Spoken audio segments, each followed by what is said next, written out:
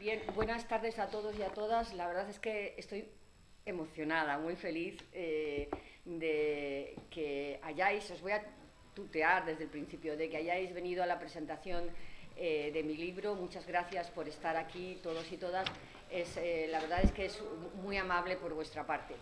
Hay mucha gente entre el público que son admirados colegas míos, y también otros tantos que son, además de amigos, son grandes operadores y grandes protagonistas de una buena parte de este libro, porque además de los que están conmigo, que los presentaré después, porque entre nosotros está Bernardo García, que fue el abogado que ganó las sentencias de la laboralidad de Globo.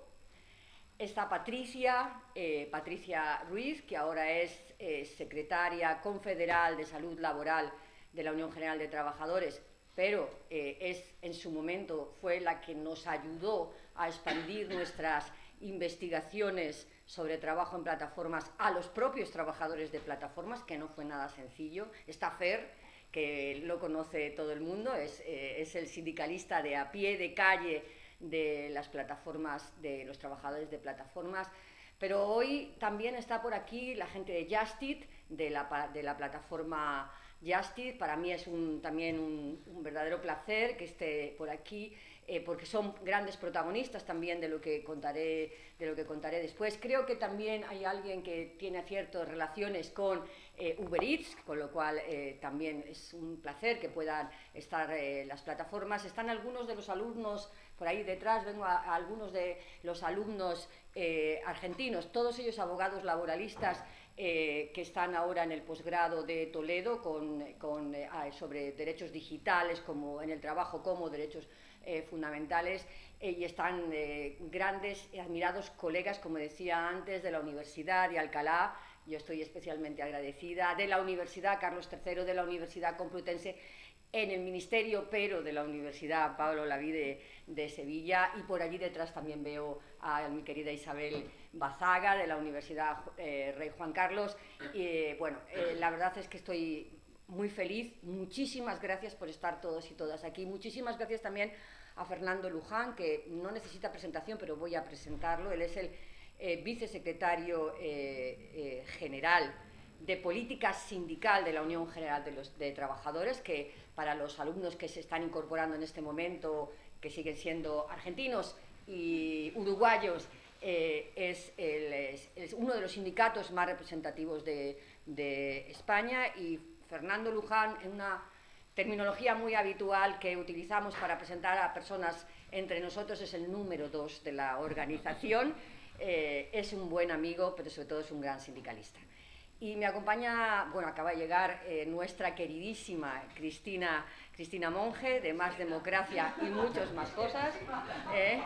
Y después está con nosotros también Lucila Finkel. Ella es profesora también de Sociología en la Universidad Complutense de Madrid. Ahora se ocupa de una dirección general que tiene mucho que ver con lo que vamos a hablar aquí, que es la Dirección General de nuevas formas de empleo dentro del Ministerio de Trabajo y Economía Social. Y ya sin más, y acaba de entrar mi ministro, que es Valeriano Gómez, del que tuve el honor y la fortuna de ser su secretaria de Estado de Empleo. Así que muchas gracias, queridos amigos, porque sois eso, queridos amigos, por estar aquí.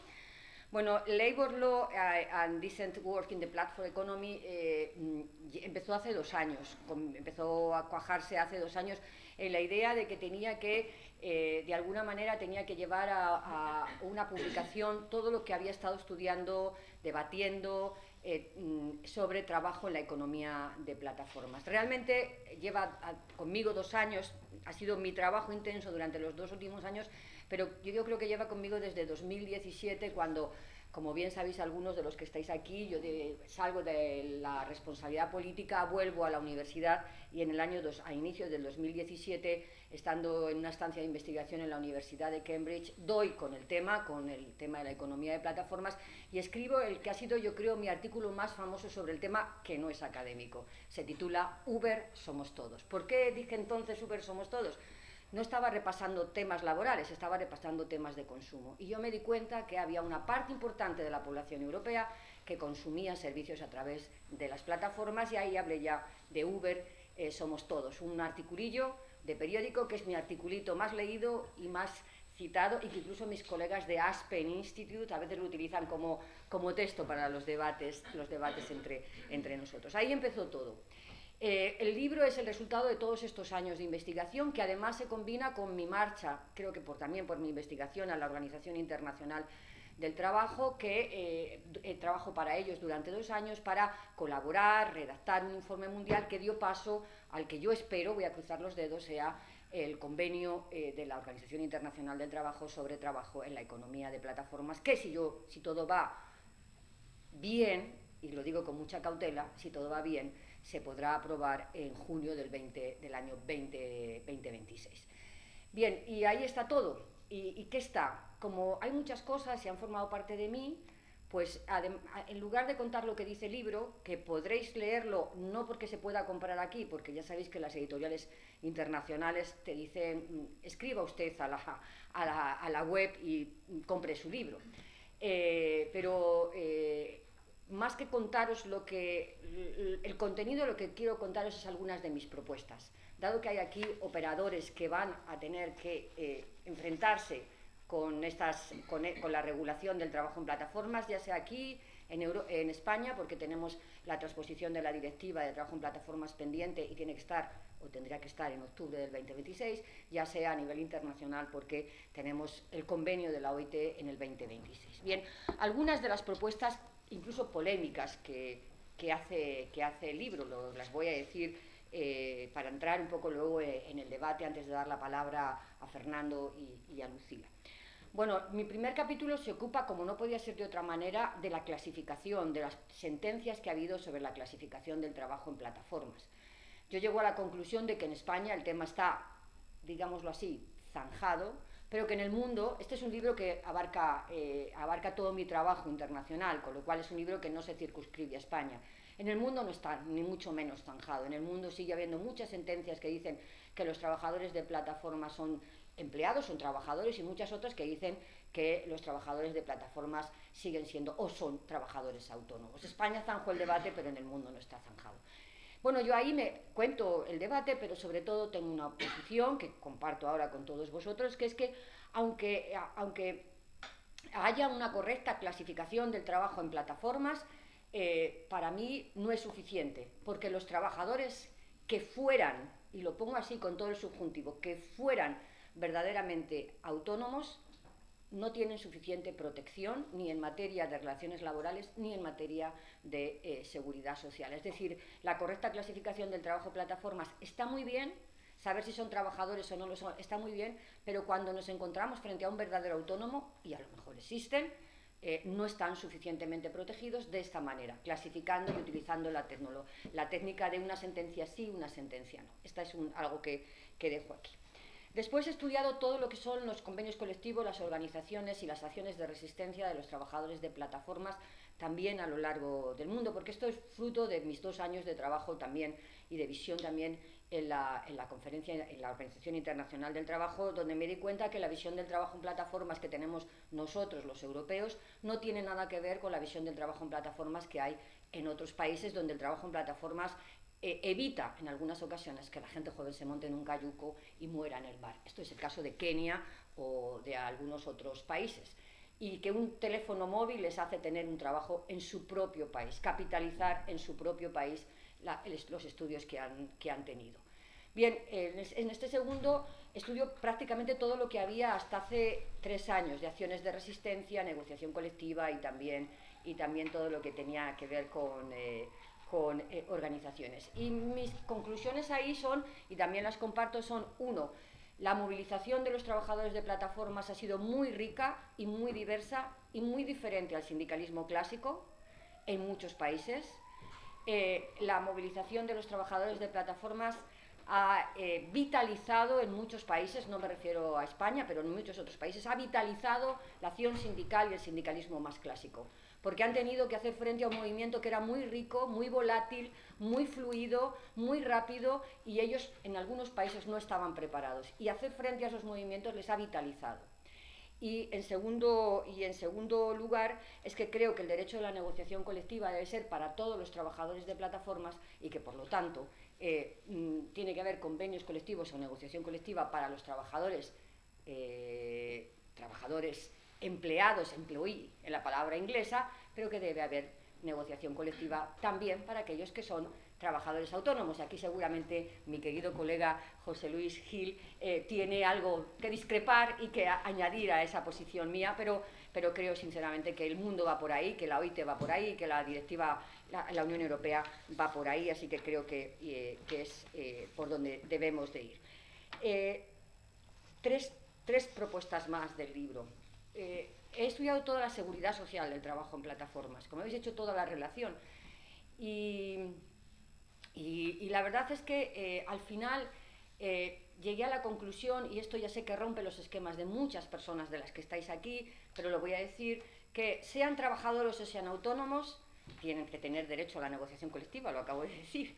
Tienen que tener derecho a la salud laboral, por cierto, tienen que tener derecho a la igualdad, porque estos derechos han nacido como derechos emancipatorios en el mundo del contrato de trabajo, pero desde mi punto de vista tienen que emanciparse del contrato de trabajo y extenderse a todas las personas que tienen asimetría de poder en sus relaciones con empresas. Pero esencialmente creo que las plataformas digitales, sean trabajadores o sean autónomos, tienen que pagar cotizaciones a la seguridad social por estos trabajadores.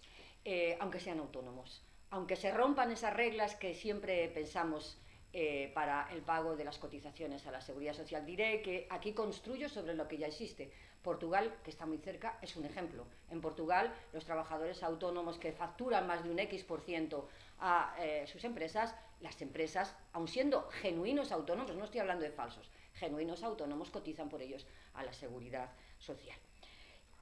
Dos elementos más que tienen mucho que ver ahora sí con el ADN del trabajo en plataformas y que quizá sean mis propuestas más, las que más he estudiado. Cada vez que hablo de ellas son propuestas muy complejas, pero yo creo que abrir propuestas por parte de los investigadores está bien, y luego que lo debatan los operadores que los tengan que debatir. Yo aquí no me he comportado como una operadora política porque no es mi papel, me he comportado como una investigadora del trabajo en plataformas. Lo primero tiene que ver con datos, algoritmos, porque todos los que empezamos estudiando plataformas, luego nos fuimos a estudiar algoritmos y luego estamos trabajando en protección de datos. Creo que no miramos bien las capturas de datos personales que realizan plataformas y el resto de empresas que también utilizan captura de datos y algoritmos para la gestión del trabajo. Creo que debemos ser conscientes y debemos preguntarnos si el contrato de trabajo o la relación jurídica que une a un prestador de servicios, nuevamente, aunque sea autónomo, con su plataforma o su empresa, legitima en este momento la cantidad de datos que se capturan de las personas trabajadoras. Es una pregunta que yo lanzo para la que puedo tener una respuesta, pero no me parece que sea lo más importante en este momento, más allá del debate. Creo que el término transparencia, cuando hablamos de algoritmos, está muy bien. Los derechos de transparencia son esenciales, lo sabemos todos. Están en la directiva, están más allá de la directiva, pero creo que no elude la responsabilidad. Ser transparente por parte de las plataformas o por parte de las empresas no significa que ahí acabe su responsabilidad en el ámbito de las relaciones de trabajo, y creo que, y esto ya sé que va a ser muy chocante, esto es lo que estudié el año pasado cuando estuve con la beca, lo tengo que decir, con financiación del Ministerio de Ciencia de mi país, en la Universidad de California, en Irvine, y creo que cuando hablamos de datos y algoritmos, en esta nueva fase capitalista que Julie Cohen llama Informational Capitalism, que creo que puede traducirse por capitalismo informático, pero no estoy muy segura de su traducción. Creo que los datos se han convertido en la nueva materia prima de la producción. Los datos para otros son fundamentalmente una nueva forma de capital, y creo que más allá de los datos estrictamente personales con los que no se comercia, sino que se protegen, hablo del ADN, por ejemplo, más allá de los datos estrictamente personales, la captura de datos personales y la explotación económica con fines de de hacer un mayor beneficio por parte de las plataformas y del resto de empresas debe estar visto de forma que puedan monetizarse los datos en favor de sus propietarios, que son los trabajadores, y que la negociación colectiva tiene ahí un papel que cumplir muy importante en la monetización de los datos de los trabajadores, de los datos que se capturan para el beneficio empresarial. No hay cálculos de los beneficios empresariales que se obtienen, más que unos viejos cálculos de Shapira y Aneija de 2019, dos estadounidenses que han trabajado sobre los billones de dólares que valen nuestros datos personales para las empresas, pero creo que podemos pensar que si hay billones de dólares de beneficios para las plataformas y para el resto de empresas, podemos pensar que una parte de esos billones de dólares de beneficios puedan repartirse con los propietarios de los datos, que son, a fin de cuentas, los trabajadores. Todo esto me lleva, al final del libro, a plantear 10 propuestas de regulación. Yo en ese momento no estaba pensando en la directiva europea, estaba pensando en el convenio de la OIT, y hago 10 propuestas de regulación, que si queréis luego vuelvo a ellas, porque quiero terminar con la directiva europea. Para mí la directiva europea, estuve mucho tiempo leyéndola, mucho tiempo estudiándola, mucho tiempo pensando sobre ella, mucho tiempo pensando también si era la mejor fórmula, no era, por qué estaba allí, por qué no. Para mí es una directiva que hoy sería imposible, que menos mal que fue anterior a ser hoy. Hoy la Unión Europea no hubiera aprobado una directiva como esa. Se aprobó en el anterior mandato. En este mandato hubiera sido difícil aprobar una directiva como esa. Creo que la directiva es muy importante, pero que tiene muchas fortalezas y tiene algunas debilidades. Voy a hablar de una debilidad y de una de las que para mí es su mayor fortaleza cuando se transponga la directiva, pensando en la transposición de la directiva. La debilidad es la presunción de laboralidad de la directiva. Nuestra presunción de laboralidad, la presunción del ordenamiento jurídico español, se presume que son trabajadores ya. La presunción de la directiva no dice exactamente esto. Ojalá lo hubiera dicho, pero no lo dice. Dice, se presume que son trabajadores siempre que haya facts, indicios, hechos que indiquen la dirección y el control. Y alguien tendrá que demostrar en un pleito, digo yo, que hay indicios que evidencien o que demuestren la dirección y el control. No es una presunción directa. Y ahí, desde mi punto de vista, radica una de sus debilidades, con ser importante la presunción, porque rompe la simetría de poder en la definición de quién es trabajador en el ámbito de las plataformas, o sea, con ser importante. Y para terminar, para mí, y lo digo también en el libro, una de las mayores fortalezas que tiene la directiva es que mientras el Reglamento General de Protección de Datos regula los derechos a título individual y puedes tener muchos derechos e incluso ejercerlos como ciudadano y como trabajador, no se habían conectado con lo colectivo, con la estrategia de defensa de los intereses de los trabajadores y la negociación colectiva. Y yo creo que uno de los mayores ventajas o una de las mayores elementos positivos de la directiva es que aúna los dos derechos, el derecho de los individuos a acceso a los datos, a conocimiento de los algoritmos, a toda la transparencia sobre la dirección algorítmica a la que está sometida, pero al mismo tiempo, y por primera vez, la Unión Europea introduce una directiva, laboraliza, yo lo digo en el libro, laboraliza el Reglamento General de Protección de Datos, que nosotros que estuvimos con ellos, Fer y yo, que estuvimos con los riders, vimos que los riders no sabían qué eran sus derechos, no sabían que eso era un derecho que podían ejercer en el mundo laboral, laboralizan los derechos individuales en el reglamento, en la directiva, y por otra parte abren una puerta de conexión entre los derechos individuales de las personas a conocer sus datos y los algoritmos a los que están sometidos y la acción colectiva de información, consulta y negociación colectiva para la defensa colectiva de los trabajadores en una conexión, porque se llama mucho al diálogo social y a la negociación colectiva, en una conexión de diálogo y negociación con las plataformas para hacer que esta nueva forma de organizar el trabajo, que es la utilización de una herramienta tecnológica que se llama algoritmo.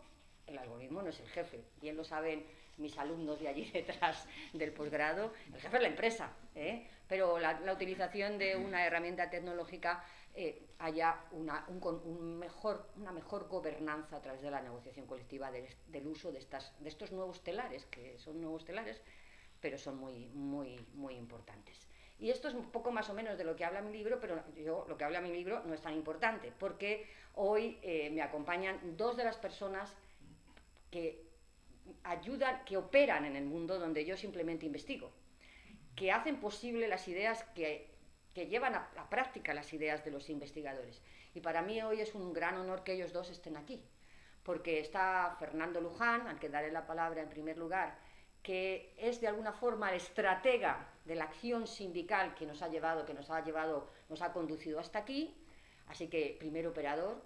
Y está con nosotros, y le daré después la palabra, Lucía Finkel, que tiene a su cargo en su dirección general la regulación de todo esto que yo acabo de decir, o una buena parte. Así que yo soy la investigadora que pare las ideas, pero ellos son los operadores que tienen que intentar llevarlas a cabo. Muchas gracias, Fernando, por estar aquí. La palabra es tuya. Bueno, pues buenas tardes a todos, a todas. Muchas gracias por la oportunidad de estar aquí en nombre de mi organización, ¿no? En nombre de la Unión General de Trabajadoras y Trabajadores. Y además quiero remarcar los que estamos aquí, ¿no? Porque es una imagen clara de lo que somos y lo que representamos. Tenemos a una persona que es sindicalista del Tajo, trabajador de las plataformas, de los que interactúa con los compañeros a los que intentamos representar. Tenemos a quien, como decía Mariluz, impulsó desde el gran conocimiento jurídico que se cambiara una realidad que no nos gustaba y que desde luego sin su trabajo para el sindicato, pues probablemente no tendríamos la regulación que ahora tenemos. Tenemos a quien me acompaña en la máxima dirección del sindicato, que efectivamente impulsa, ¿no? Yo me he puesto el pañuelito para que me identificarais bien cuál es mi situación, ¿no? Pero bueno, me parece que es una imagen clara de lo que hacemos, ¿no? Y de cómo lo hacemos. Luego, yo quiero hablar de la autora, ¿no? Quiero hablar de la autora porque nos conocimos a través de Bernardo, que además de hacer juicios, hace que se conozcan gente interesante, ¿no? Pero cuando de Bernardo, yo antes de dedicarme a esto, en los días de vida, yo era abogado, también era abogado y teníamos una cenas de abogados. En una invitamos a Mariluz, que es efectivamente donde la conocí, y en ese momento, pues bueno, ya percibí su claro sentido progresista de las cosas, de cómo se hacen las cosas. Es cuando realmente a mí me llamó la atención. Hemos estado tiempo viendo qué hacíamos cada una, y la vida nos ha vuelto a unir. Yo tengo que confesar aquí, donde no me oye gente, que yo la llamo. Oye, Luz, ¿cómo ves este tema? En temas especialmente complejos, ¿no? Hay un tema que estoy especialmente interesado, que es una nueva regulación de la negociación colectiva en España, la que tiene más de 40 años y creemos que hay que ordenarla.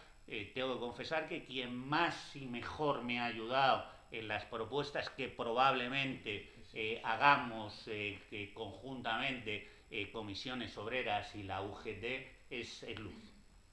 Yo hablé con mucha más gente, obviamente, pero fue Luz. Y por lo tanto, no solamente en esto que tiene que ver con las plataformas y el trabajo que se presta en las plataformas, sino en el conjunto del derecho del trabajo y en el conjunto de la actividad sindical, pues compartimos inquietudes, diagnósticos, anhelos, también estrategias. Por lo tanto, para mí es importante que me haya llamado, que me lo haya pedido. Ya digo que en nombre de mi organización, pero me siento muy halagado. Quiero reconocer públicamente lo que para mí es un honor, ¿no? Y si hablabas de la directiva de plataformas y decías, bueno, ahora probablemente no sería tan fácil. no fue nada fácil. No, no. No fue nada fácil. La Confederación Europea de Sindicatos empujaba. La Confederación Europea de Sindicatos, las opiniones no son tan uniformes. Los nórdicos y los del sur tenemos grandes diferencias estratégicas. Tuvimos bastantes dificultades para que la Confederación Europea de Sindicatos tuviera aquí una opinión unánime, bastante complicada. Y luego también hubo diferencias dentro de los países que tenían que aprobarlas, pero por exceso y por defecto.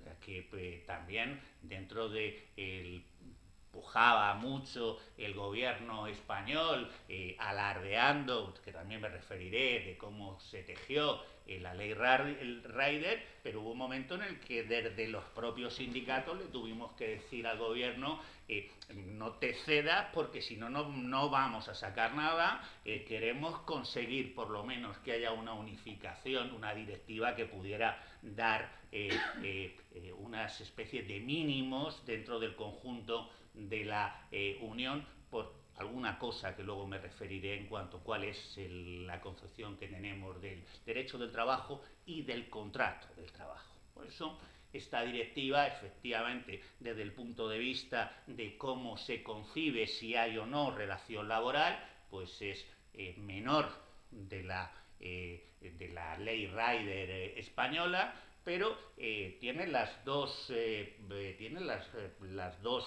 columnas que tiene la ley española. Tiene una parte en la que se reconoce la situación laboral correcta, que es como se lo dice en la directiva. Es verdad que ellos dicen, bueno, no, esto no tiene efectos retroactivos, esto es desde cuando se reconozca y demás, y un momento en el que se tiene que transponer. Esta parte, a mi juicio, ya está traspuesta, pues nosotros hemos ido un poco más allá. Pero efectivamente, como bien señalas, y también tenía que ver con la escasa, la pequeña ley Rider española. A mí me comentaban mi antecesor en el cargo que ocupo, ¿no? Que después de acabar aquella reunión dijo, bueno, ¿y todo esto? Pa' un folio.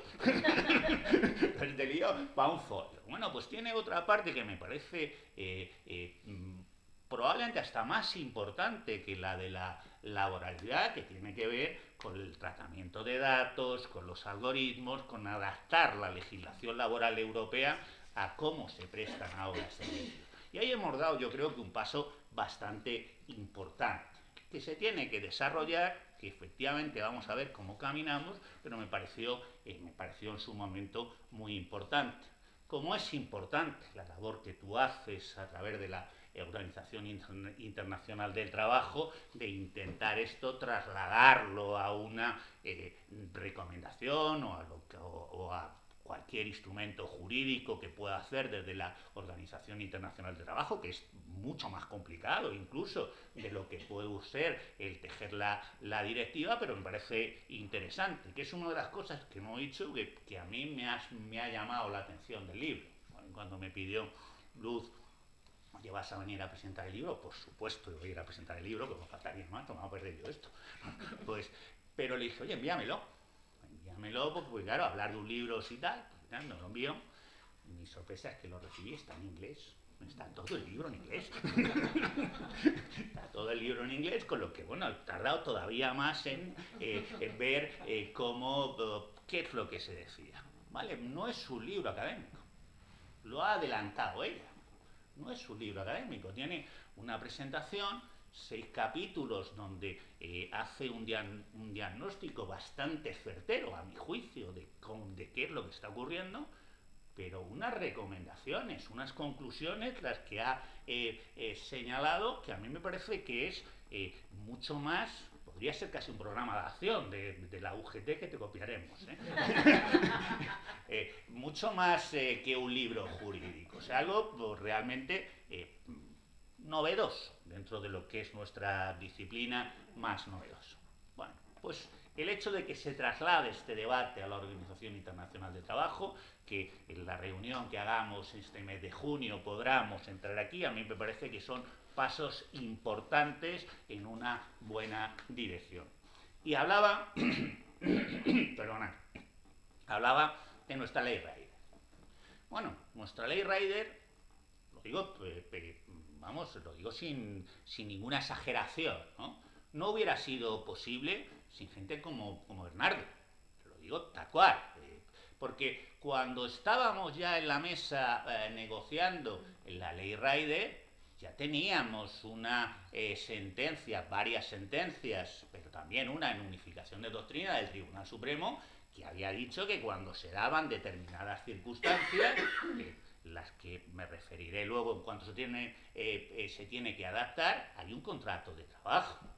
Claro, el negociar con la patronal, cuando ya el Tribunal Supremo ha dicho, oiga, si se dan las condiciones de persona, dependencia, ajeidad y retribución, hay un contrato de trabajo, aunque aparentemente pues se haga a través de un algoritmo, de una plataforma, de una app, esto ayuda mucho a negociar. Esto claro que ayuda mucho a negociar. Esa presunción no la teníamos desde el punto de vista jurídico en un artículo del Estatuto de los Trabajadores, pero la teníamos en una sentencia en casación para unificación de doctrina, con lo que habíamos avanzado mucho.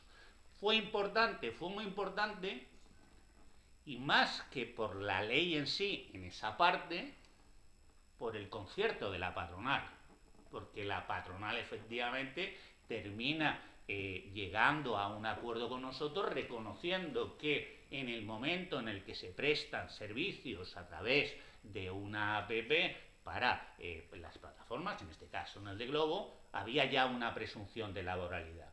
El que la patronal dijera eso, el que efectivamente estuviera a favor, era realmente el paso importante, más de lo que ya digo que ya se había dicho. Y la siguiente, a la que no se le ha dado yo creo que la suficiente importancia, que es meter los algoritmos, la digitalización y los datos en la acción sindical, en las competencias del comité de empresa a través del artículo 64 del estatuto, que le tendríamos que dar más juego.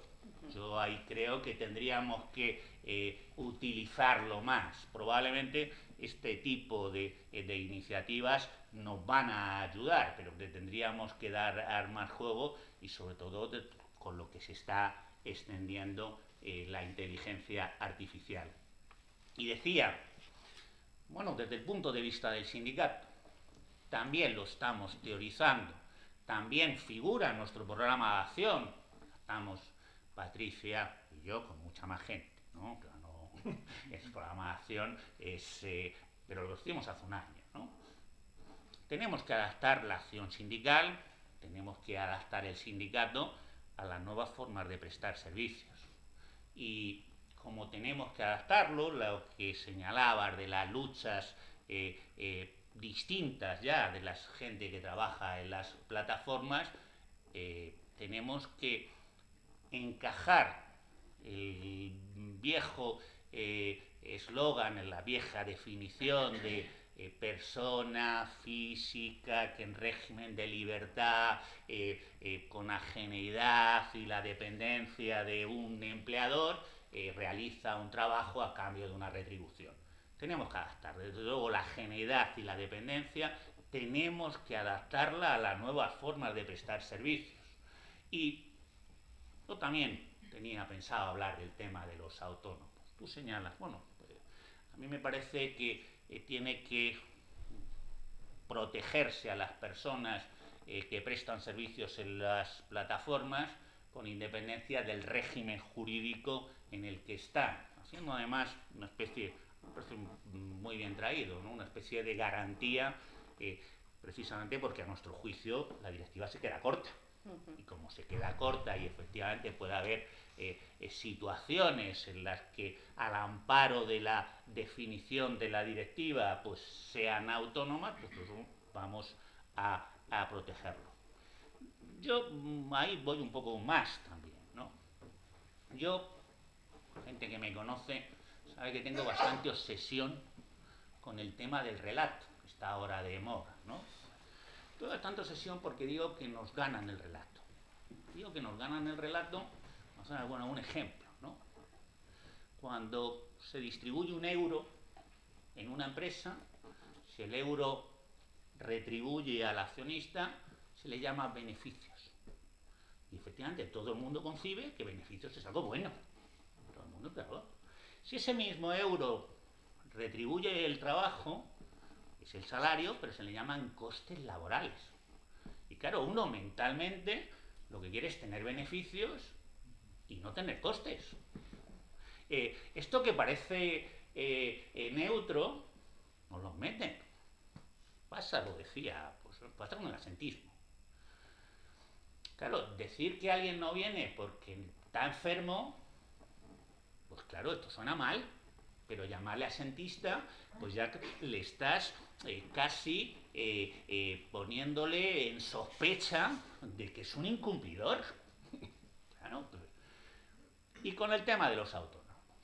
A los autónomos los sientan en las mesas de las grandes patronales y como no les quieren llamar trabajadores, les llaman emprendedores.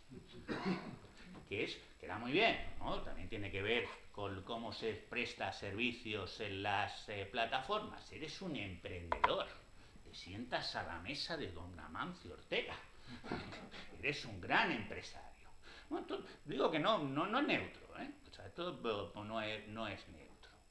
Yo lo que con esto consigo dos cosas. Los alejo de los sindicatos, los alejo también de la protección del derecho del trabajo y además consigo la mejor de las explotaciones, que se autoexploten. Que se autoexploten ellos. Son autónomos, son emprendedores, si fracasan la culpa es suya, porque han sido muy malos emprendedores, pues esto es lo que creo que hay que cambiar.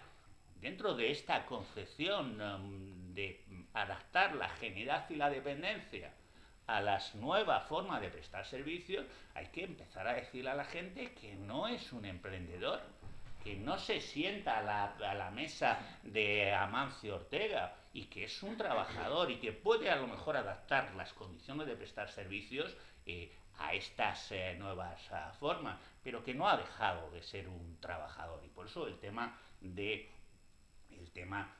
cambiar el lenguaje. Ahora, y con esto acabo, ¿no? Pues me llama la atención. Estamos debatiendo, hoy también voy a hablar de mi libro. Estamos debatiendo el salario mínimo interprofesional. Probablemente este viernes lleguemos a un acuerdo final y la nueva cuantía del salario mínimo pues sean 1.221, se ha publicitado. Bien. A mí me ha llamado la atención que una de los portavoces de la patronal para oponerse a la subida del salario mínimo interprofesional ha sido el presidente de los autónomos. Los autónomos ocupan todo el espacio. Hay una asociación de autónomos vinculada a comisiones obreras, una asociación de autónomos vinculada a la UGT y una asociación de autónomos que dicen que es la mayoritaria vinculada a la COE. Tenemos todo. Pero bueno, sale el presidente de los autónomos y viene a señalar que una subida así es inasumible por los autónomos, va a generar graves problemas en sus negocios y bueno, esto va a ser una carga de profundidad en las relaciones laborales, en la economía de las pequeñitas empresas. Muy bien elaborado este mensaje. Hay en España 3.400.000 personas dadas de alta en el régimen especial de trabajadores autónomos. Con este mensaje, con este discurso, uno pensaría que por lo menos 3 millones de trabajadores autónomos tienen trabajadores. Si les preocupa tanto en la subida del SMI, será porque de estos 3.400.000, una gran cantidad tienen trabajadores. 484.000 de 3.400.000. Luego, la mayoría de los autónomos les preocupa bastante poco cuál es la nueva cuantía del SMI, excepto para percibirla ellos. Porque efectivamente algunos realmente lo están pasando mal. Y con esto, lo que quiero decir es que han dirigido el tiro frente a un enemigo inexistente cuando deberían de haber dirigido el tiro, y esto tiene que ver con cómo se regule también en las plataformas, con quien se queda con el beneficio de su trabajo, que son, claro, las grandes corporaciones quienes realmente se quedan con el beneficio, que realmente se quedan con el resultado del trabajo. Y en esto, este tipo de iniciativas, este libro absolutamente novedoso por su concepción, por esto de, oiga, no solamente voy a hacer un libro sesudo, sino además voy a meter presión en la caldera, yo creo que nos ayuda mucho. Te lo agradezco en la parte que toca de mi sindicato, de mi organización. Quiero felicitarte por la realización, por la calidad y reiterar las gracias por estar aquí. Muchas gracias, Fernando. Bueno, Lucila, tú eres la operadora normativa, la operadora normativa. Y yo estoy especialmente agradecida que hoy estés aquí porque sé que tienes muchísimo trabajo, sé que los ministerios tienen un trabajo brutal, pero hoy has sacado un rato para estar con nosotros, así que la palabra es tuya. Muchas gracias, Lucila. Bueno, muchísimas gracias. La verdad es que estoy encantada de estar aquí, encantada de la invitación que me ha hecho tener que leerme el libro, no con todo el detalle que hubiera querido, pero la verdad es que ahora quiero empezar comentando algunas ideas del libro y la verdad es que me ha resultado muy, muy interesante. Luego matizaré esto de operadora normativa, porque os quiero también contar un poco qué hacemos desde nuestra dirección general, porque somos una dirección general un poco atípica, yo creo que interesante, ¿no? Pero eso lo dejo para la segunda parte de mi intervención. Bueno, yo quiero empezar señalando que el título del libro, y lo diré en inglés, Labor Law and Decent Work in the Platform Economy, es de lo más acertado, porque realmente funciona como una declaración de intenciones. El libro no se limita, como habéis explicado anteriormente, a describir un fenómeno, sino que realmente toma partido sobre cómo debe regularse el trabajo de plataformas y con qué objetivo. No estoy todo de acuerdo contigo, Fernando, cuando decías que no es un libro académico, porque tiene investigación, que yo sí que diría que es investigación puramente académica, pero, como comentaba, con una toma de posiciones y con propuestas claras, ¿no? Si me permitís, me gustaría desglosar el título en sus distintas secciones y hacer algunos breves comentarios. El tema del labor law, ¿no? Derecho del trabajo. El marco en el que se sitúa este libro no es opcional, ¿no? Es claramente un marco laboral. Marca el terreno de juego. No habla de temas como competencia, consumo o innovación tecnológica, sino de las relaciones de trabajo con derechos, deberes, representación y protección. Y eso creo que es muy importante. Empiezas con todo el debate, ¿no?, de empleados versus autónomos, que es real, pero claramente insuficiente, ¿no? Y que además, por lo que he visto en las distintas reuniones a las que he podido asistir, tanto de la conferencia de la OIT, la 113 conferencia, como algunas reuniones relativas a la directiva de plataformas, es un debate autónomos frente a empleados, ¿no?, absolutamente anclado en las realidades de los distintos países. Luego voy a retomar esta idea, ¿no? Pero no tenemos que perder de vista, y a veces tenemos esa tendencia a pensar que el mundo es Europa o que el mundo es solo España, ¿no?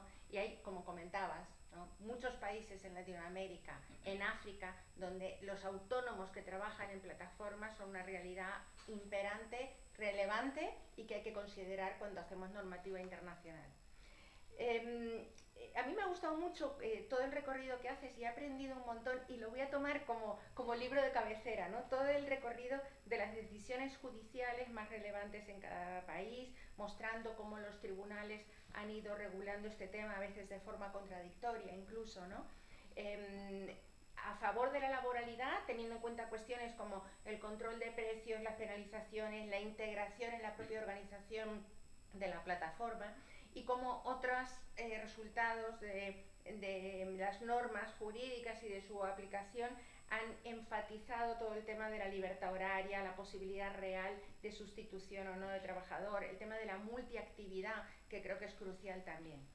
Bueno, en todo caso, tu tesis de que la clasificación mejora la situación de los asalariados, pero que no hay que olvidar nunca a los autónomos que están mucho más desprotegidos, yo creo que es algo que compartimos plenamente desde el Ministerio de Trabajo, ¿no? Por eso creo que hay que intentar trascender esta dicotomía para hablar de derechos comunes, de un catálogo de derechos relativos a la salud, la seguridad, la no discriminación, la libertad sindical, la gestión de datos, la protección social, etc. Si seguimos con el título, decíamos Labor Law and Decent Work, ¿no? Decent Work, trabajo decente. Evidentemente tu marco son los pilares, ¿no?, de la OIT. Todo lo que tiene que ver con los empleos, derechos, protección social y diálogo social. Y creo que esto entronca directamente con todo el debate que se está produciendo ahora en el seno de la conferencia de la OIT para aprobar un convenio internacional que proteja el trabajo en plataformas. Creo que el tema de retomar y enfatizar la idea de trabajo decente es más que acertado. Tus propuestas que tú misma tachas en algún momento, tachas o denominas como propuestas radicales, y me ha gustado el término, ¿no? Me parecen pues muy interesantes, muy desafiantes, y creo que hay que pensarlas despacio, ¿no? Pero, por ejemplo, cuando hablas de que la cobertura de las personas autónomas, también, la cobertura social también debería ser una responsabilidad de las plataformas, o el tema de los datos, ¿no?, y la propiedad intelectual. Creo que son cuestiones sobre las que tenemos que pensar. Y luego, bueno, al final, cuando hablas del platform economy, ¿no?, la idea de que el trabajo en plataformas trasciende el mero trabajo de reparto o de transporte de pasajeros, que es lo que todos tenemos en la cabeza a partir de la ley Rider, creo que es clave, ¿no? Hay cada vez más trabajo en lo que se llama trabajo de plataformas online, ¿no? Y aquí, si me permitís, quería dar un dato. Hay una directiva europea que se llama DAC 7, que es una directiva fiscal europea, que obliga a las plataformas a ofrecer datos sobre el número de operaciones que tienen, el número de actividades concretas que se realizan cada día, empleados, no empleados y demás. Son datos que tiene la agencia tributaria y que nosotros estamos intentando firmar un convenio para ver si los podemos explotar. Está siendo complicado realmente, ¿no?, por todo el tema de protección de datos, pero en todo caso sí que nos han contado que en España hay 300 plataformas que operan tomando como base de operaciones España, y 600 a nivel europeo, o sea, mejor dicho, 600 plataformas que han declarado que su país matriz, digamos, la empresa matriz está en otros países europeos, pero que también operan en España. 900 plataformas en total. Algunas de estas son plataformas muy pequeñas, pueden ser inmobiliarias, por ejemplo, ¿no? Pero está claro, por todos los datos que estamos viendo, ahora hace poco se ha publicado un estudio del JRC, el Joint Research Center de la Comisión Europea, que tiene su base en Sevilla, y que vamos a empezar a analizar esos datos, esos microdatos. Pues evidentemente el trabajo en plataformas se está expandiendo, está adquiriendo nuevas características, nuevas connotaciones, permea sectores que hasta ahora, donde no estaba implantado hasta ahora, y claramente cuando hablamos de la regulación que afecta al trabajo en plataforma, tenemos que tener en cuenta todo lo que es el trabajo, digamos, presencial, lo que algunos llamaban el gig economy, pero también todo el trabajo en la nube, el cloud economy, o el trabajo online, que es mucho más difícil de regular también, ¿no?, por distintos motivos. Entonces, creo que esto es importante. Me ha gustado mucho también las referencias que haces, Mariluz, a instrumentos concretos, ¿no?, para aplicar todo ese tema de la trazabilidad de la actividad, algunas referencias también a convenios colectivos como el de Just Eat, ¿no?, que me parece que es un modelo en España, con todo el tema de los comités algorítmicos, que eso es algo que creo que va a servir de inspiración para muchos otros convenios. Pero también tenemos que tener en cuenta que se están firmando ya convenios, y seguramente desde los sindicatos tenéis mucha más información sobre esto porque habréis participado, pero hay varios convenios importantes ya que incluyen cláusulas que hacen referencia a la gestión algorítmica, a la protección de datos y a la necesidad de transparencia y supervisión humana y todas estas cuestiones que recoge la directiva y el propio reglamento europeo, ¿no?, de inteligencia artificial. Bueno, en resumen, me gustaría decir sobre el libro que no es un mero diagnóstico, es una agenda de acción. Tú has detallado cuáles son esos puntos importantes y yo creo que nos van a servir para mucho para el ímprobo trabajo que tenemos por delante de transposición de la directiva. Y si me permitís, quería hacer también una una última cuestión con respecto al libro que no quería dejar de lado. En el libro se hace una revisión muy profunda de la legislación y las regulaciones de nada menos que 23 países en todo el mundo. Creo que eso es algo importante, es un enorme trabajo de recopilación de información que creo que también sirve mucho, con ejemplos muy interesantes, como por ejemplo lo que acaba de hacer Chile, ¿no?, con sus últimas normativas que protegen el trabajo autónomo en plataformas, porque sabemos que en Latinoamérica el trabajo informal es el más frecuente, ¿no? O por ejemplo los acuerdos sectoriales que se han aprobado en Francia. Yo creo que todo este recorrido que haces es muy interesante y nos va a resultar también muy útil. Bueno, y ahora entrando ya más en lo que estamos haciendo en la Dirección General, aquí hablo yo un poco, más que de mi libro, de mi actividad, si me permitís, ¿no? Es una Dirección General de reciente creación, yo llevo un año ocupando este puesto, se llama Dirección General de Nuevas Formas de Empleo. Entonces, básicamente, nuestro cometido es hacer investigación, análisis y prospectiva sobre las nuevas formas de empleo, ¿no?, que en sí mismo esto ya sería objeto de un gran debate, qué son las nuevas formas de empleo y qué no son, ¿no?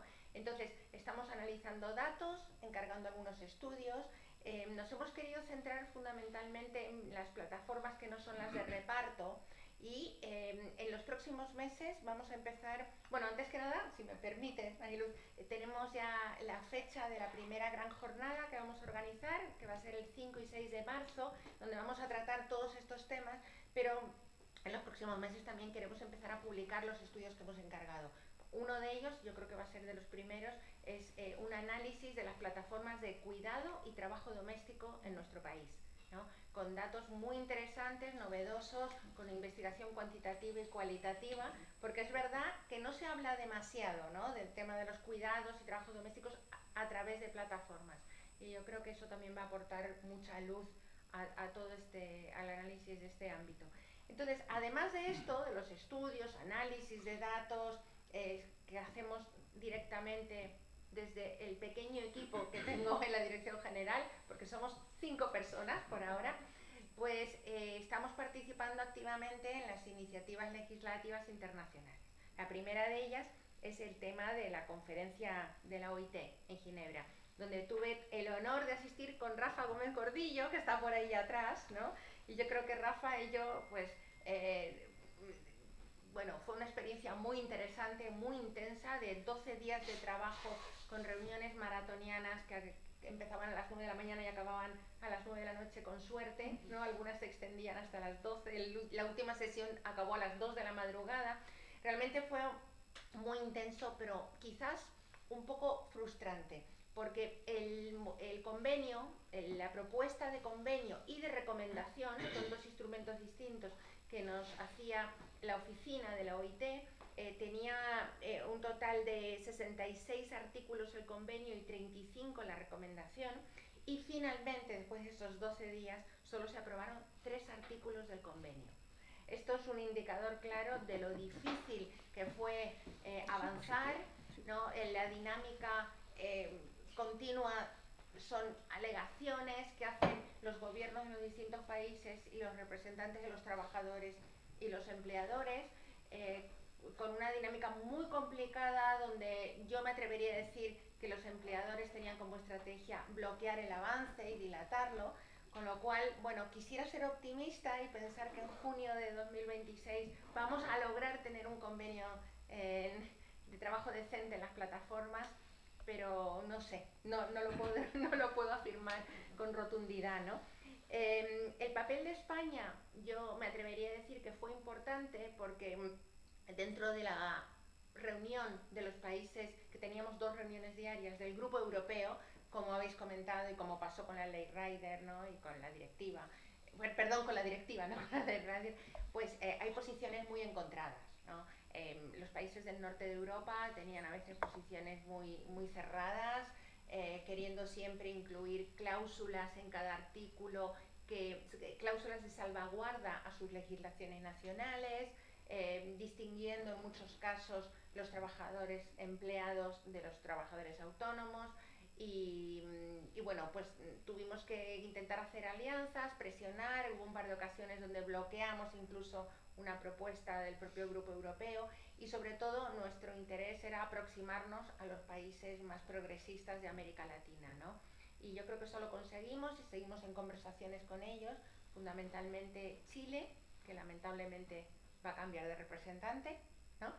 Después de las elecciones, Colombia, Uruguay, México, no sé si me deja alguien más, Rafa, no, me parece que Brasil también, ¿no? Bueno, pues ahí estamos, ¿no? Haciendo equilibrios con el bloque latinoamericano más progresista, con algunos países de la Unión Europea, y al mismo tiempo también participando activamente en una red que se llama Empower. No sé si habéis oído hablar de Empower, ¿no? Que es en inglés es Multilateral Partnership for Organizing Workers Empowerment and Rights, ¿no? Que se puso en marcha en Estados Unidos bajo la presidencia de Biden. Ahora están absolutamente atacados por la nueva administración, pero siguen funcionando.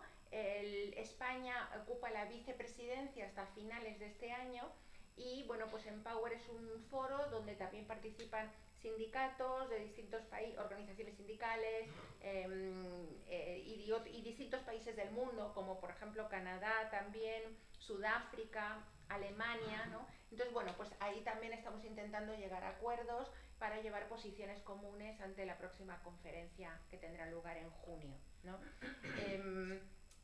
Los detalles, no tenemos tiempo y no quiero extenderme, pero recientemente, a finales de noviembre, tuvimos que todos los países, todos los gobiernos y vosotros también, ¿no? Los representantes de los sindicatos y de los empleadores, tuvimos que hacer comentarios a la última propuesta de la oficina de la OIT, que es lo que se denomina el Brown Paper o el Brown Report.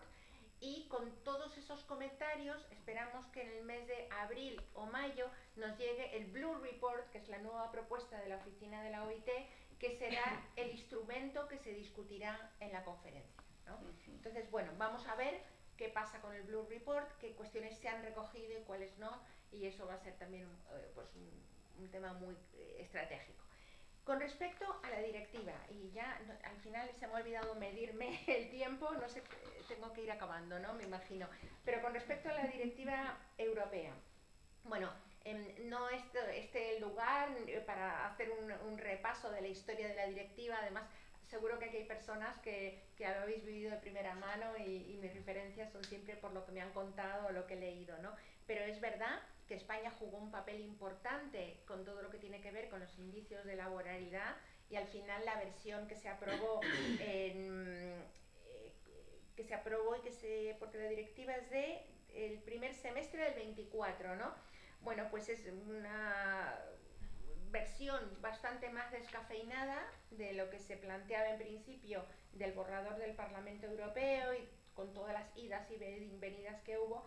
Y estoy absolutamente de acuerdo con vosotros en que la presunción de laboralidad que contiene la directiva es bastante débil y poco ambiciosa, ¿no?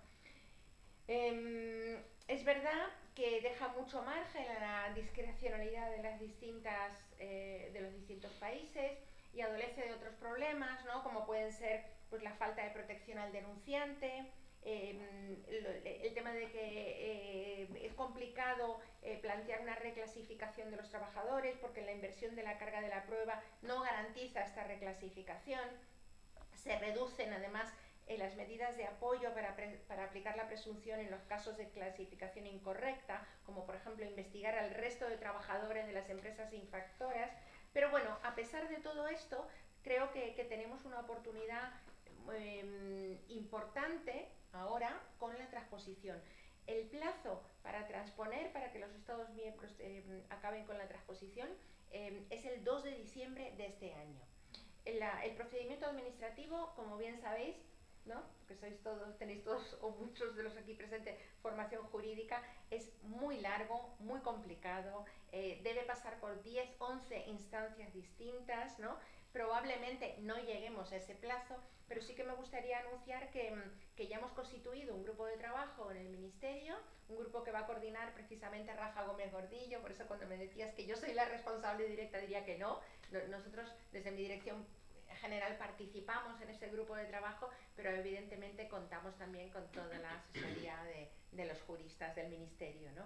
Entonces, estábamos esperando a que la comisión de expertos europea que estaba trabajando en las directrices para la transposición terminara sus trabajos, y justamente hoy, la casualidad es que ha sido hoy, se ha publicado ya el informe de los trabajos que han llevado a cabo todos estos expertos de los distintos países durante un año aproximadamente, ¿no? Han tenido 8 reuniones, por supuesto el Ministerio de Trabajo también ha participado en estas reuniones, y tenemos ya el informe que nos va a servir como elemento o como uno de los instrumentos de partida, ¿no? para avanzar con la transposición.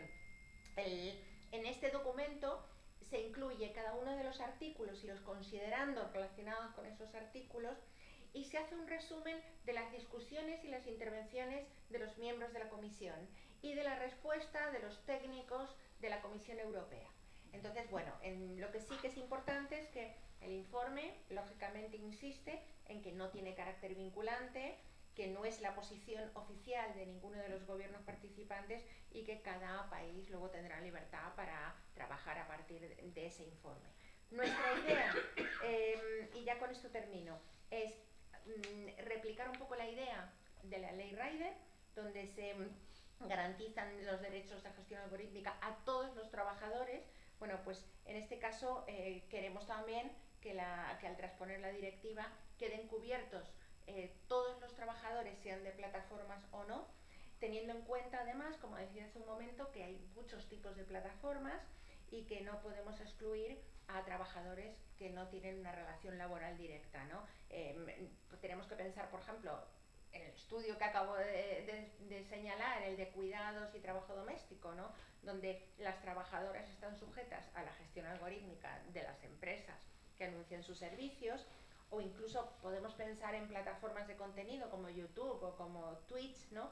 Que tienen un alto grado de control algorítmico sobre las personas que suben sus vídeos o sus contenidos ahí, ¿no? O las empresas intermediarias, ¿no? Creo que todos estamos ahora bastante informados del tema y de los problemas que suponen las flotas, por ejemplo, que utiliza Uber Eats, ¿no? Pues esto debería estar cubierto también por esta nueva norma que pongamos en marcha. Así que, bueno, pues estamos empezando a trabajar, somos conscientes que nos tenemos que dar mucha prisa, esperamos contar con todo el apoyo de los sindicatos una vez que tengamos un primer borrador, y por supuesto este libro nos servirá mucho para los trabajos que tenemos por delante. Así que muchísimas gracias. Muchas gracias, Lucila. Tenemos un ratito, pequeño, pero un rato. Hay mucha gente aquí del mundo de las plataformas, de un lado y del otro. Hay muchos académicos que estudian plataformas. Tenemos a los operadores, así que si hay alguna pregunta, este es el momento. Este es el momento. Si no, los pregunto yo, ya me conocéis. No se va a traducir. Este es un problema que tenemos, está con nosotros Argelia Queralt, que de este tema hemos hablado muchas veces, de la lengua de la ciencia. En este tema yo me convencí que o escribía un libro en inglés, o mi pequeña influencia, que será del 0,005 en el debate sobre el trabajo en plataformas en la OIT, sería todavía menor o nula. No, Luz, pero parece un reproche que lo hayas escrito en inglés. No, se va a traducir. No lo traduciré porque será un esfuerzo, sería un doblemente esfuerzo. Pero quiero que sepáis que está escrito en inglés. Bueno, primero está publicado por Routledge y está escrito en inglés porque en el mundo académico que nos movemos del trabajo en plataformas, el idioma, la lengua es el inglés. Pero muchos de mis trabajos sobre trabajo en plataformas, de los que bebe también este libro, están publicados en español, y voy a publicar lo anuncio ya porque ya está aceptado, voy a publicar, no sé si es en marzo, un artículo en abierto sobre la Directiva de Trabajo en Plataformas y mi análisis de la Directiva de Trabajo en Plataformas, es decir, bueno, que publico en español y en inglés. En cualquier caso, en la OIT el español es lengua oficial. Sí, señor, sí, señor. Y gracias a un tal Francisco Largo Caballero. Bien traído, bien traído. ¿Verdad? Bien traído, muy bien traído. No sé si hay alguna pregunta, aprovechando que estamos aquí con sindicatos, con Lucila. Adelante, Fran. Pues no, yo... Fer, no Fran, Fer. No, esto un poco, pues, tomando lo que decía Fernando Luján también, ¿no? De las dos columnas, yo diría, como sindicalista de Tajo, como me ha definido, que los trabajadores de plataformas no podemos hacerlo todo. Quiero decir, que hemos peleado mucho por bueno, toda esta nueva regulación, en los tribunales, en la calle, en todas partes de las empresas, pero claro, quería poner esa dicotomía que tenemos, ¿no? De las dos columnas, porque para los trabajadores de plataforma, en el momento en el que estamos, es fundamental la primera, la laboralización. Nuestra guerra es tener nómina, tener horario, cotizar. Claro, yo nunca jamás ningún repartidor, yo trabajo en Globo, nunca jamás ningún trabajador de plataforma me preguntó sobre el algoritmo. Nunca, ni una sola vez, jamás. En estos foros sí, en los foros académicos, en el sindicato, eso se habla del algoritmo. Jamás nadie me preguntó en la calle, porque no les importa, porque claro, tienen problemas mucho mayores. Entonces por eso digo, no podemos hacerlo todo. Quiero decir, cuando normalmente además es curioso, se da la paradoja de que, digo a veces que laboralizar desalgoritmiza. Nosotros estábamos sometidos a un control algorítmico muy potente en la medida en que no teníamos ningún derecho laboral, no teníamos horario, entonces el algoritmo te da o no te da pedidos, te sube o te baja el precio, te maneja a su antojo.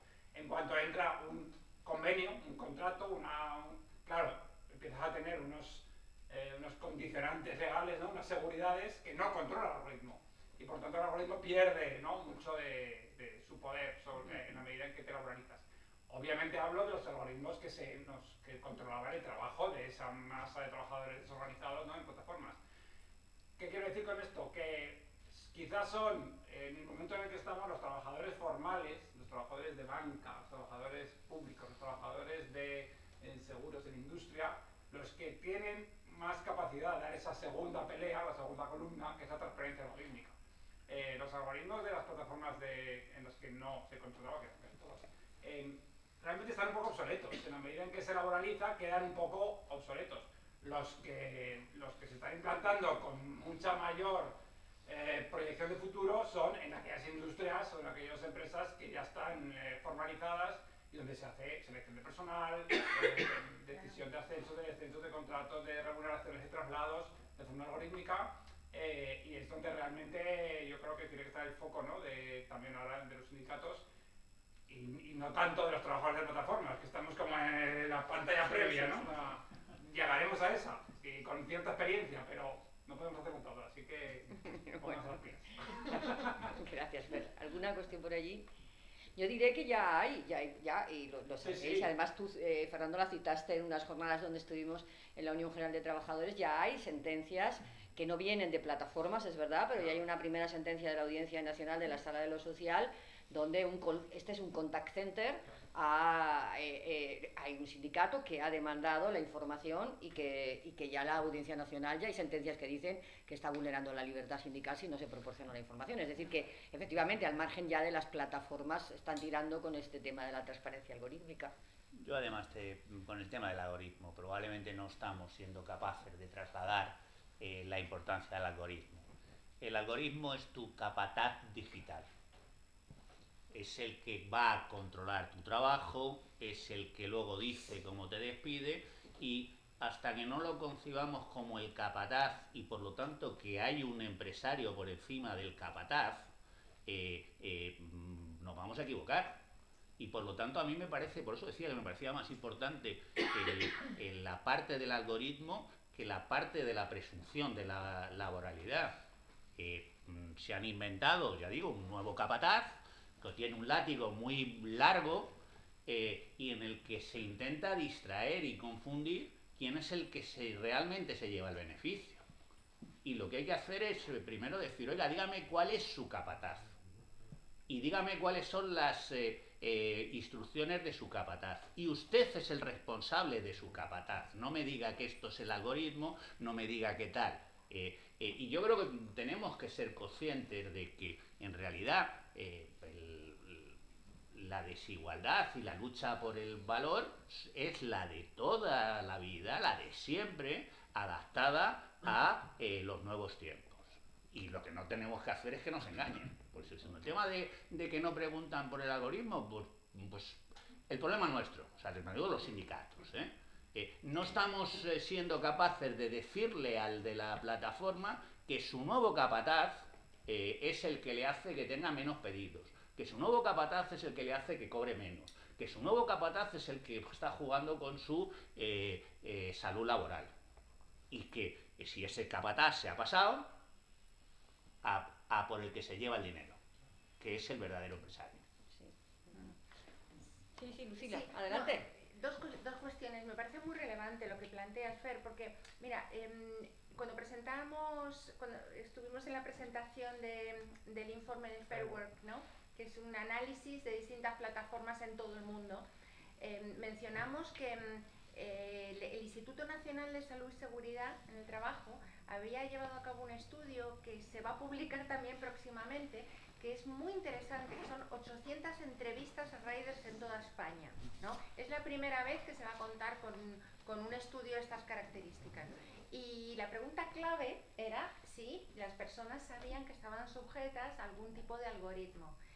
No recuerdo el dato, pero era del orden de un 60-70% los que contestaban que no. Entonces, toda esta labor didáctica de explicar qué es un algoritmo, ¿no?, qué consecuencias tiene, cómo funciona, pues es absolutamente relevante, ¿no?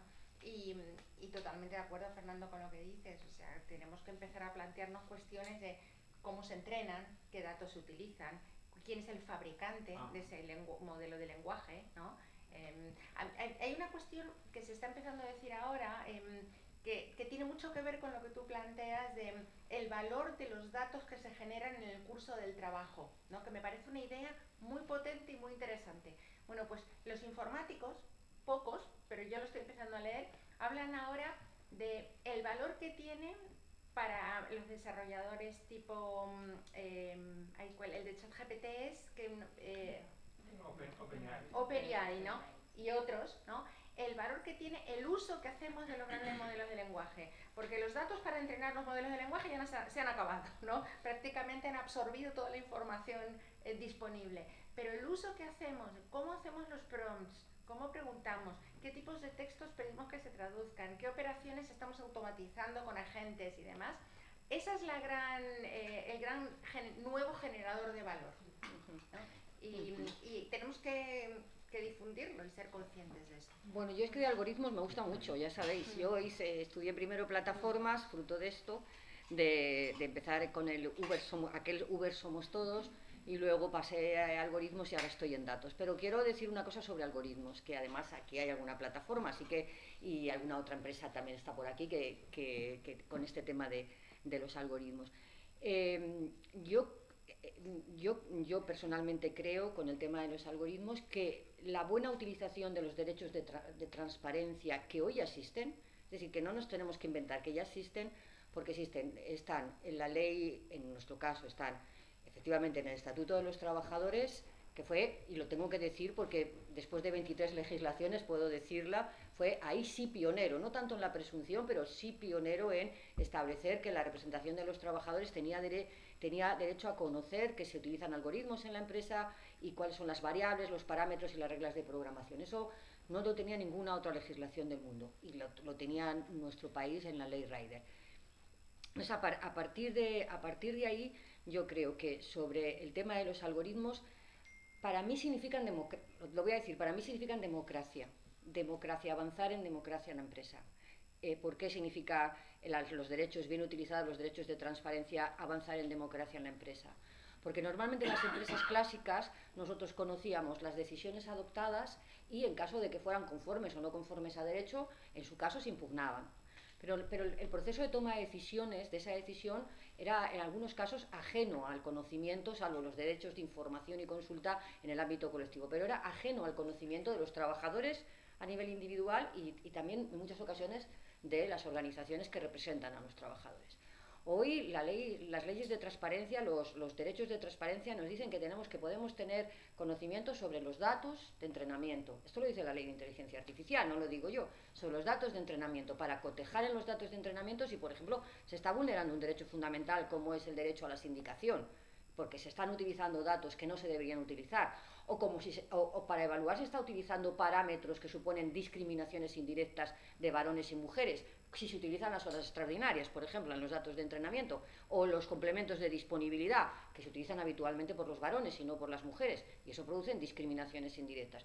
Entonces, la transparencia sobre los datos de entrenamiento y toda la transparencia y evaluación de la toma de decisiones, y no voy a entrar ya en el código fuente, que nuestra legislación, no hay ninguna legislación salvo la chilena que hable del código fuente, permite tanto a los trabajadores a título individual como a las representaciones de los trabajadores tener un recorrido y una trazabilidad a la decisión empresarial que no se ha tenido nunca. Y para mí eso es avanzar en democracia, porque es avanzar en conocimiento del ejercicio del poder de dirección y de decisión empresarial. Y para mí por eso es muy importante y por eso creo que hay que avanzar en la utilización de los derechos de transparencia. Y luego lo que dices, y esto mis alumnos siempre lo saben, que yo lo digo siempre en mis clases, en las conferencias, en todo, esto de que tu jefe es un algoritmo, es mentira. Tu jefe es un libro maravilloso, vende muy bien, es un Twitter famoso y estupendo, y los colegas que han escrito ese libro son buenos colegas. Tu jefe no es un algoritmo, el algoritmo es la herramienta con la que se toma decisiones. Tu jefe es la empresa y el responsable de las decisiones no es el algoritmo, el responsable final de las decisiones es la empresa. No nos confundamos, porque entonces a ver si vamos a empezar a confundir. Yo antes hablaba de transparencia y responsabilidad, de quién es la transparencia y sobre todo de quién es la responsabilidad en las relaciones de trabajo, sean nuevamente de trabajadores, sean de autónomos. Y no sé si hay alguna, esta provocación, la monetización de los, no sé si hay alguna pregunta, porque si no, pues damos por zanjado la presentación del libro. ¿Alguna pregunta más? Pues la verdad es que muchísimas gracias por estar aquí. Yo he sido hoy muy feliz. Hacía tiempo que no era tan feliz. Hoy he sido muy feliz porque tengo grandes amigos en esta sala que me han ayudado mucho en todo lo que está puesto aquí en el libro. A veces me han ayudado a entender a una parte, a veces me han ayudado a entender las decisiones de la otra. Muchísimas gracias por estar aquí y espero que los que lo leáis os resulte de interés y muy interesante el libro. Muchísimas gracias.